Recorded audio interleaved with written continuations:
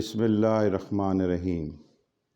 دوستو، مہربانوں، پرعزم نوجوانوں اور پاکستان کی امیدوں کے محور و مرکز بچوں، اللہ کریم آپ کو ہمیشہ کرم کے دائرے میں رکھے۔ آپ سے بات کیے ہوئے کافی دن ہو گئے۔ آج جس موضوع پہ میں بات کرنا چاہتا ہوں اس کے تمہید کے لیے یہ بتا دوں کہ جب ہم نے یہ چینل سٹارٹ کیا تھا سر جی کی باتیں، تو اس کے بعد میری زندگی میں ایک چھوٹی سی تبدیلی آئی۔ میرے وہ دوست جو میرے نام لے کے مجھے پکارتے تھے، انہوں نے مجھے سر جی کہنا شروع کر دیا۔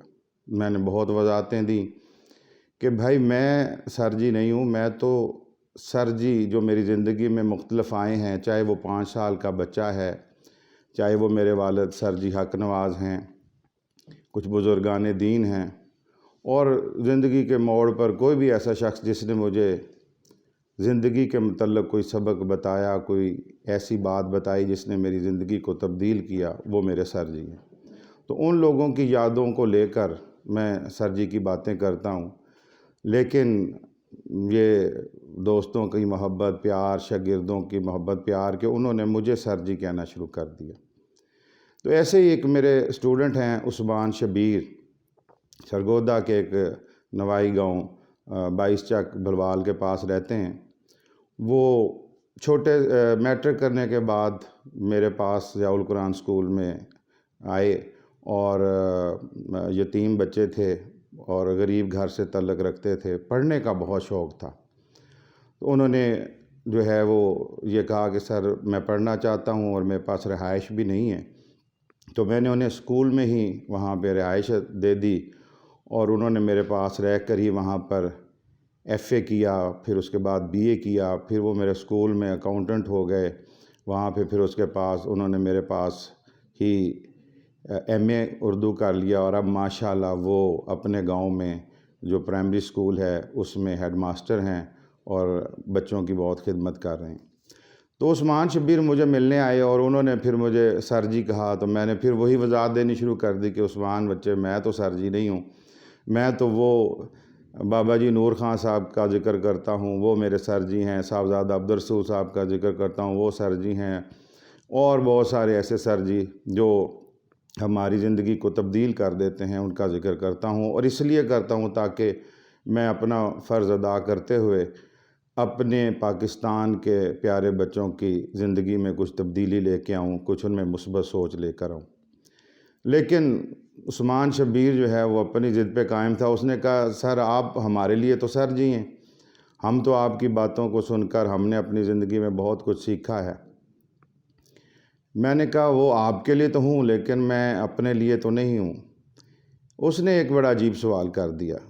عثمان نے کہا کہ کبھی تو کوئی ایسی بات ہوگی، کبھی تو کوئی ایسا واقعہ ہوگا جب آپ اپنے لیے بھی سر جی ہوں گے۔ تو مجھے ایک واقعہ یاد آ گیا۔ اس نے کہا کہ سر وہ واقعہ سنائیں۔ تو مجھے جو واقعہ یاد آیا میں آپ سے شیئر کرتا ہوں۔ F G public school Shorkot Cantt میں میرے کلاس فیلو تھے مسعود، میرے بڑے اچھے دوست تھے۔ میں ان کو نک نیم سے پکارتا تھا، وہ مجھے نک نیم سے پکارتے تھے۔ ہمارا بڑا ایک ہیلدی کمپٹیشن بھی تھا۔ میں تھوڑا سا شرارتی تھا، کھیلنے والا زیادہ تھا، اور جتنے بھی کلاس ٹیسٹ ہوتے تھے اور فرسٹ ٹرم اور سیکنڈ ٹرم اس میں سیکنڈ آتا تھا، لیکن فائنل ٹرم میں میں ہمیشہ جو ہے تھوڑی سی محنت زیادہ کر کے میں ہمیشہ فرسٹ آ جایا کرتا تھا۔ تو ان کے ساتھ بڑا ایک محبت کا، احترام کا رشتہ تھا۔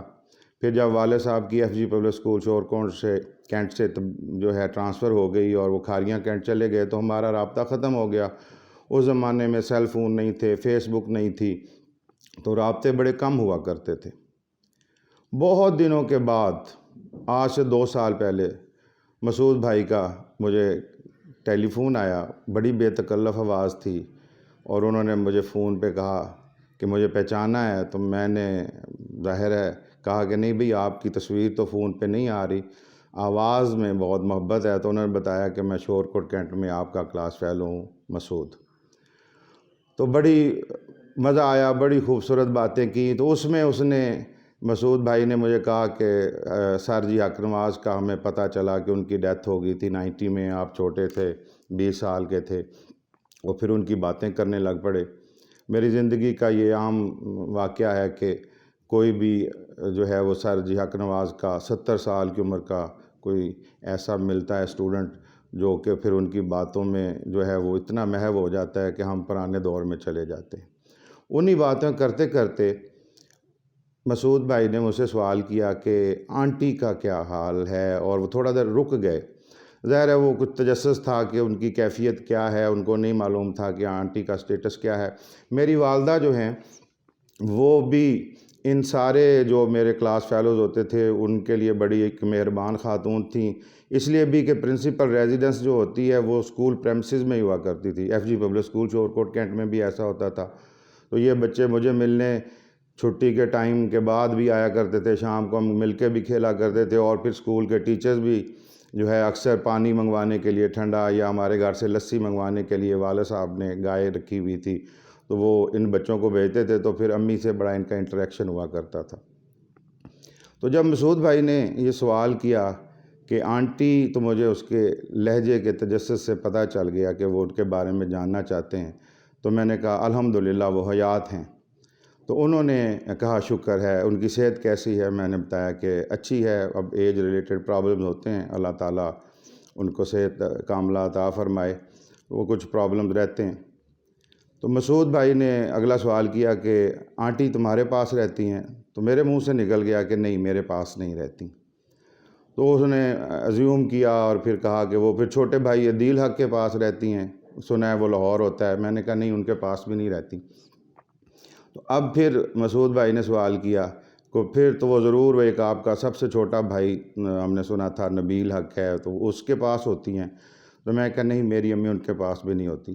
تو اب اگلا سوال جو ہے وہ تھوڑا سا حیرت اور استجاب تھا اس کے لہجے میں، تو انہوں نے کہا تو پھر کیا آنٹی ہماری کسی سسٹر کے پاس ہوتی ہیں، بہنوں کے پاس ہوتی ہیں؟ تو میں نے کہا کہ نہیں، ایسی بھی کوئی بات نہیں، بہنوں کے پاس نہیں ہوتی۔ تو اس نے بڑی حیرت سے کہا پھر آنٹی کہاں رہتی ہیں؟ تو میں نے انہیں کہا کہ آنٹی یہیں سرگودا میں آپ کی رہتی ہیں، میں آپ کی آنٹی کے پاس رہتا ہوں، میں اپنی والدہ کے پاس رہتا ہوں۔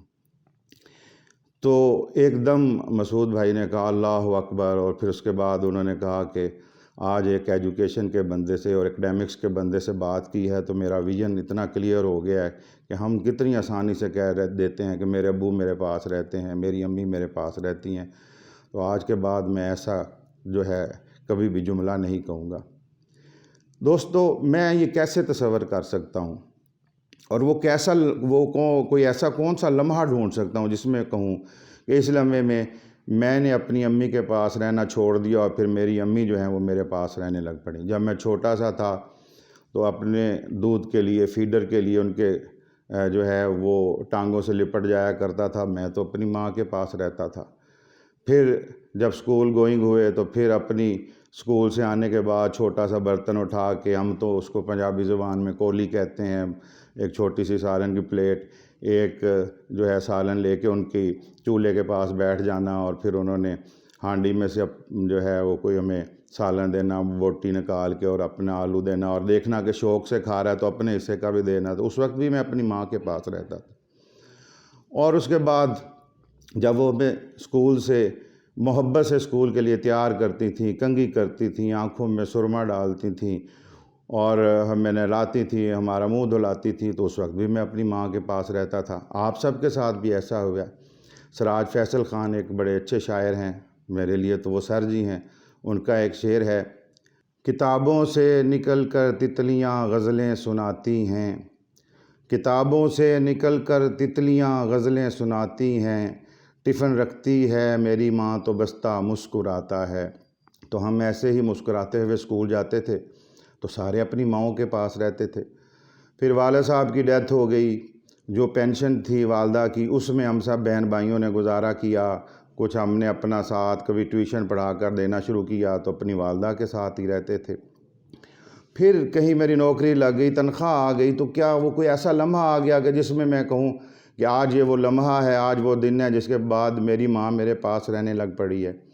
تو میرے دوستوں، مہربانوں اور خاص طور پر بچوں، یہ تصور ہمیشہ ذہن میں رکھیں کہ آپ اپنے اللہ تعالیٰ آپ کے والدین کو لمبی عمر عطا کرے، یہ بہت بڑی نعمت ہیں، یہ بہت بڑا آپ کے اوپر سایہ ہے، آپ ان کے ساتھ رہتے ہیں، ایسے جملے کہنا نہیں چاہیے۔ تو جب یہ بات میں نے عثمان شبیر کو بتائی تو اس کی آنکھوں میں آنسو آ گئے۔ وہ خود بھی ایک ایسا ہی بچہ تھا، چھوٹا سا تھا جب اس کے والد کی ڈیتھ ہوگی، اور اس نے پھر زندگی کی تمام مشکلات اپنی والدہ کے ساتھ دیکھیں، اور پھر میں نے آپ کو بتایا کہ کیسے اس نے میٹرک کیا میرے پاس رہ کر، اور پھر ایم اے کیا، اور اب ہیڈ ماسٹر وہ لگے ہوئے ہیں۔ تو وہ مجھے بتانے لگے کہ میری کل ہی اپنے ایک دوست سے اس کے موضوع پہ بات ہوئی، تو میں اس سے اس بات پر لڑ پڑا ہوں کہ وہ مجھے کہہ رہا تھا کہ میرا گزارا نہیں ہوتا، اور میں نے جو ہے وہ بچوں کی فیسیں دینی ہوتی ہیں، دودھ کا اتنا پیسہ لگ جاتا ہے، فلاں چیز کے اوپر اتنا پیسہ لگ جاتا ہے، اور 5,000 روپیہ مجھے اپنے ابو کو بھی دینا پڑتا ہے، 5,000 مجھے اپنے ابو کو بھی دینا پڑتا ہے۔ تو عثمان شبیر نے انہیں کہا کہ تمہارے ابو نے اپنے 16 ایکڑ جو ان کے تھے اپنی زندگی میں تمہارے نام کر دیے، وہ مکان جس میں وہ رہتے تھے وہ تمہارے نام کر دیا، اور اب تم ان کی تمام جائیداد وہ اپنی زندگی میں لے کر، اور اس کے بعد اسی سے رزق لے رہے ہو، اسی سے رزق کما کے کھا رہے ہو، اپنے بچوں کو کھلا رہے ہو، اور تم آج یہ گلی گلی میں کوچے کوچے میں بیٹھک بیٹھک میں یہ اعلان کرتے ہو کہ میں 5,000 اپنے ابو کو بھی خرچہ دیتا ہوں۔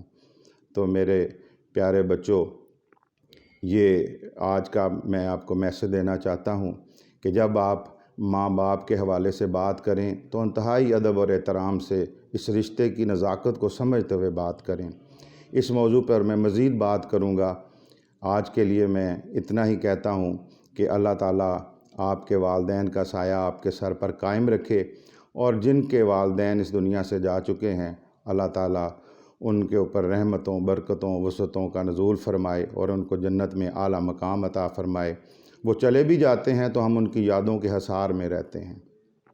اللہ کریم آپ کو رحمتوں، برکتوں، وسعتوں سے نوازے، اور پاکستان میں آپ ایسے نوجوان بنیں، اور ہمارا اتنا خوبصورت پاکستان بنے کہ ہم یہ کہتے رہیں سدا سلامت پاکستان، تا قیامت پاکستان، پاکستان زندہ باد۔